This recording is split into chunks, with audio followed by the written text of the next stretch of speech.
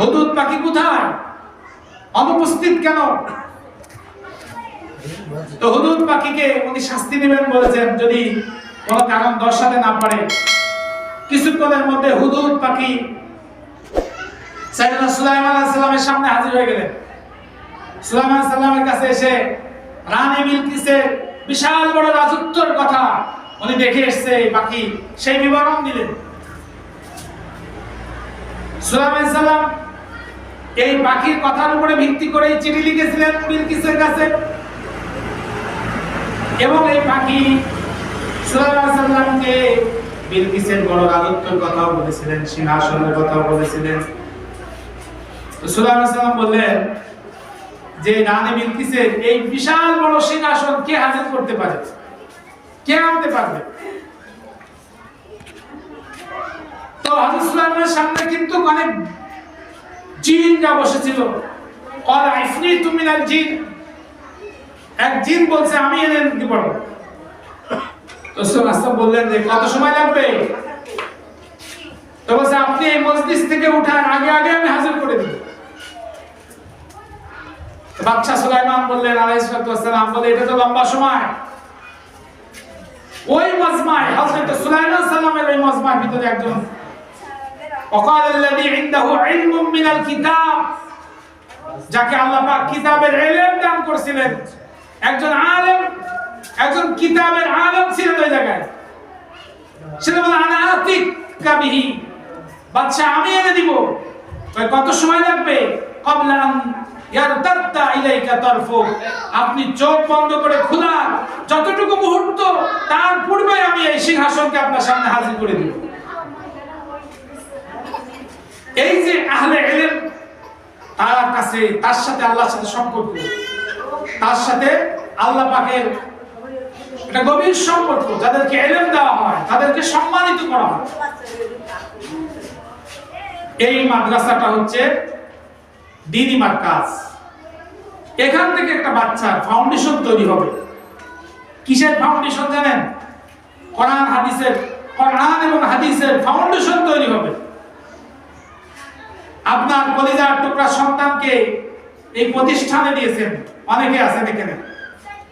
এই মাদ্রাসার বয়সটা শুনছি মাত্র 1 বছর। 1 বছরের ভিতরে মাদ্রাসা প্রতিষ্ঠিত হয়ে এই পর্যন্ত এসে দাঁড়িয়েছে। এবং এই মাদ্রাসায় ভাড়ার উপর চলছে। তো মাদ্রাসা এখানে কি শেখানো হয়, এখানে কি দেওয়া হয়? একটা ছোট বাচ্চা, একটা ছোট মেয়ে, একটা ছোট ছেলে তার মার কোল থেকে আস্তে আস্তে আস্তে মাদ্রাসা যখন আসে, তখন তাকে সর্বপ্রথম রবের সাথে, আল্লাহর সাথে পরিচয় করে দেওয়া হয়। একটা ছোট শিশু সে এসে এখানে আল্লাহ 90 নাম, 99 নামটা মুখস্থ করে। ছোট বাচ্চাটা এসে আখলিস দীনাকা ইয়াকফিকাল আমালুল কলিল পড়ে।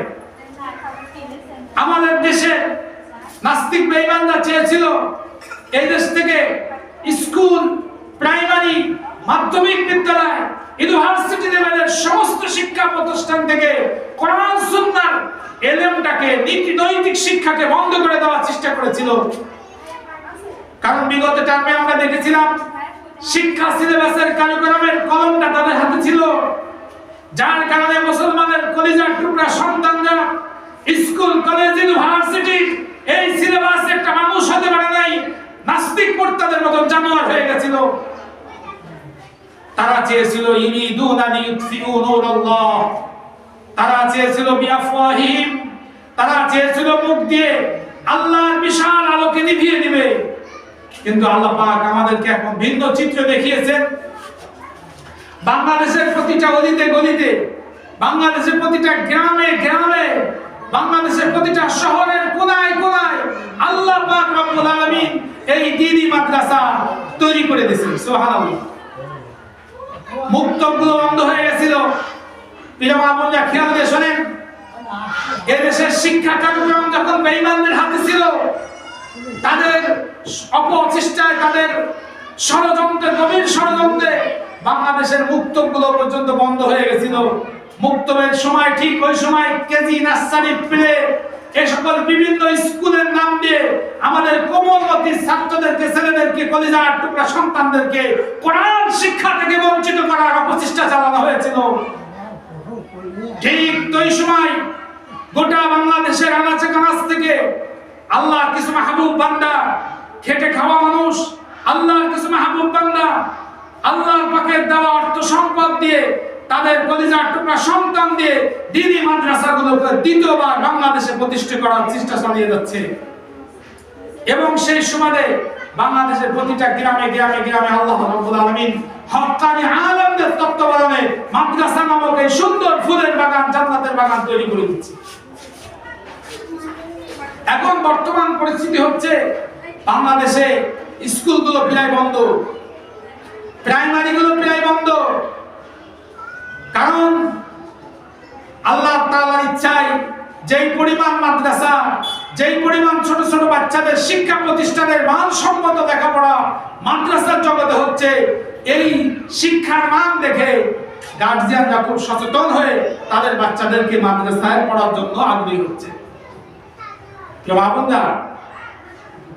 একটু খেয়াল করে শোনেন, আপনি যদি আপনার এই কলিজার টুকরা সন্তানকে দিন শিখাইতে পারেন, দিন শিখাইতে পারেন, খুব খেয়াল দিয়ে শোনেন, একটা গাছ মানুষ লাগায় ফল খাওয়ার জন্য। গাছ লাগায় কি জন্য? গাছ থেকে ফল খাবে।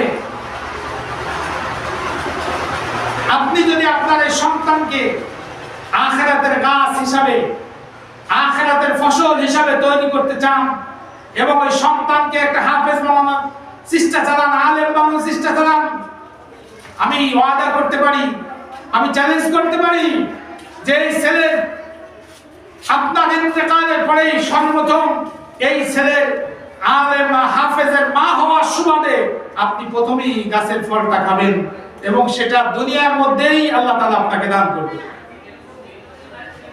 গত 1.5 বছর আগে আমার আব্বা ইন্তেকাল করেছিলেন। আব্বা ইন্তেকাল করার পরে জানাজার নামাজ যখন শুরু হয়েছিল তখন আমরা দেখেছি এই মহেশপুর, চৌগাছা, যশোর সহ হাজার হাজার আলেম, হাজার হাজার হাফেজে কোরআন আমার আব্বা জানাজায় হাজির হয়েছিলেন।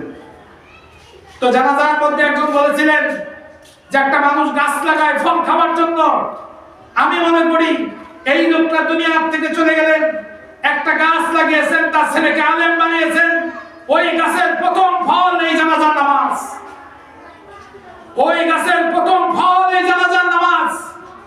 প্রিয় মামা, প্রিয় বন্ধুরা, যদি আপনার জানাজার খাটিয়ার সামনে নিয়ে, যদি আপনার লাশটা সামনে নিয়ে আপনার কলিজার টুকরা সন্তান আল্লাহু আকবার বলে জানাজার নামাজটা পড়াতে পারে, খোদার কসম, মায়ের জানাজার নামাজ যখন সন্তান পড়ায় আর আল্লাহু আকবার শব্দ ধ্বনিতে উচ্চারিত হয়, এই ধ্বনি আল্লাহর জমিনে থাকে না, এই ধ্বনি, এই আওয়াজ আল্লাহর পাকের আরশ আজিম পর্যন্ত পৌঁছায় যায়।